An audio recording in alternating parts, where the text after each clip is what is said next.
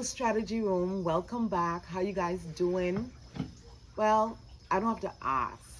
I know that you guys are well, even though it doesn't seem so. You guys know what to do. Build a bridge and get over it. Well, I just came back from hanging out with some friends, and the conversation was kind of spirited. So I thought that I'd bring it to you so we can talk about it. Um, my position is, and I'm going to tell you what my position is. Your feelings always follows your focus. They were arguing differently, but at the end of the day, at the end of the night, they saw my point. And I'm going to give you my point right now. Okay, so feelings always follows focus. What do I mean by that? Okay, you cannot develop any feelings unless you're focused on something. For instance, if you're angry, you cannot have angry feelings unless you focus on a thing that got you angry in the first place. Get what I'm saying? Okay, let's say for instance, okay, you woke up in the morning, okay, and you just know something that's in the back of your head is telling you that you should be happy about something. And then you focus for a bit and you say, oh, yes, I should be happy because I remember that thing that happened yesterday. I got a promotion or whatever it is that makes you happy. And then you start to smile and then you start to relive the event all over again.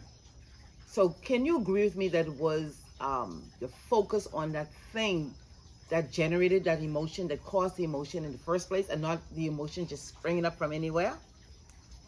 Yes, you're my people. I know you're my people. You would understand. So, with that said, though, my peeps, let's analyze that. If feelings follows focus, and if you don't like your feelings, what should you do? You got it. Change your focus. If you change your focus, you will change the feeling. So you don't have to, if you're experiencing something that you don't like, a feeling you don't like, you don't have to stay there. Just change your focus.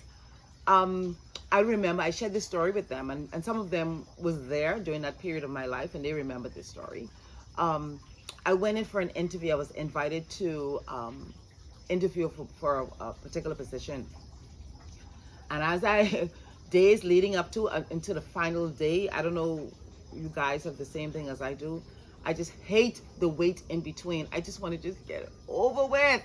So anyway, the day came and I was the last person on that on the roster, and I sat there and I started to think about, what if this doesn't go right? What if I don't answer the question? What if I don't know what they're talking about? I don't know much about this subject. Oh my goodness, what's going to happen to me? Then my mind started to go, my thoughts started to go down the rabbit hole. And guess what followed? My anxiety, like those feelings, those horrible feelings that I hate. I hate anxiety. I don't entertain it. And when I realized that this was happening to me, I stopped. And I said to myself, Ketley, what if you get the position? What if you do well? What if you get that increase? Because I think it was like a $10,000 increase in salary. What if you get that? And then my feelings start to shift because I start thinking about what I can do with that $10,000. How the increase, how that would change my life. What that is, like $800 almost. Help me do the math. I think about there a month. I said to myself, what could you do with this extra money? How could this improve your life and the life of your family? And I started thinking about all kinds of things that I can do with that. And I got so excited and I couldn't wait to get in the room. And I was thinking about what I can do, how I can impress these people so I can get a chance, a shot at that $10,000. So I went into the interview. I did well. I still didn't get the job. That's okay. Because what they told me, okay, after the interview, two of the interviewers came to me. They said, listen, we love the way you interview. You were so positive. You were so confident. Unfortunately, you didn't have the enough experience to carry the job, but we want you to know, that our eyes are on you. So I got something out of the deal, right? They get to see me.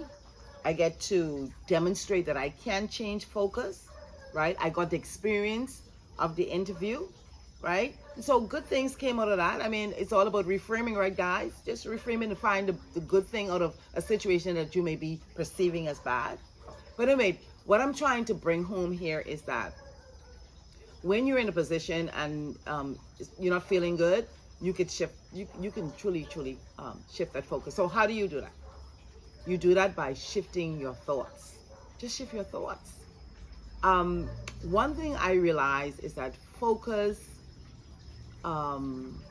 is tied to our five senses. Seeing, help me out, guys. Seeing, hearing, tasting, smelling, and feeling, right? This is producers trying to help you in the back there. Thank you. But our focus is tied to, correlates with our feelings. So let me give you an example. If I want to focus on something externally, I need my eyes, right? So that's one of the five senses. So with that being said, we can then agree that our emotions are actually indicators. What do I mean by that? Let's choose an emotion. Okay, anger, right? Anger is an indication to you that you have a lot of pent-up frustration that need to be dealt with. Okay? Happiness. Happiness is an indicator to you that you or someone else or something has met your expectation or exceeded your expectation. So you're very satisfied, overjoyed that this thing or whatever it is to your liking, right? So you're happy. Sadness. Sadness is an indicator that you've lost something, right? So you could act on it, go and look for it, or try to get some healing, right? And then the last one I could think about right now, is joy. I love this one. Joy is, this one does not come easy. This requires a lot of confidence in yourself. But joy is an indication that you have some faith or hope so large, so great, that you can see beyond what is happening in front of you and focus on what you expect to happen at the end of the day. I guess we can say that's a classic case of believing is seeing. You know what I mean? I love that one. But nevertheless, you get the picture. You get what I'm talking about. So I want to give you a tidbit. I know that we go through life and we have our experiences, and sometimes these emotions come. They come, we're humans, they come to me too. But why I'm giving you this information, my people, is that I want you to be aware. Be aware of when these feelings come on you. Let me tell you when it's difficult for you to pivot. It's difficult for you to pivot, when you go down a rabbit hole, when you take too long to stop and you just keep going and going and going, and you go to that place where you can't get out, and it's hard for you to get out. Somebody have to call your name. Kathleen, come out. So before you get to that point, right, just pivot. Don't wait till it's too late. Just pivot and command your day. Command your feelings. So don't let your feelings dictate your focus. Let your focus dictate your feelings. Until I see you again, see you later. Bye-bye.